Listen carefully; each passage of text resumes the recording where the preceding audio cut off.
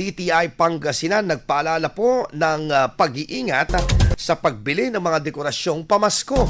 Para sa detalye po ng balitang yan, kasama natin Idol Matthew Pacheco. 104.7 IFM Report.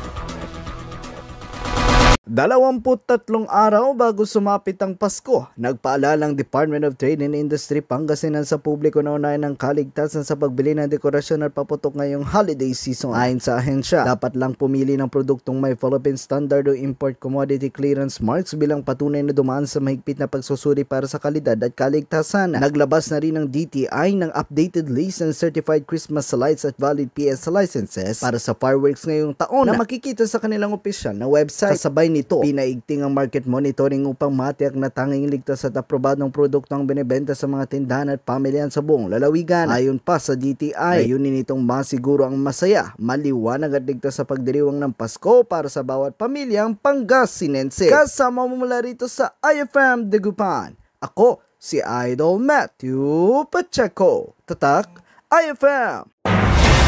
IFM News. IFM News. IFM News.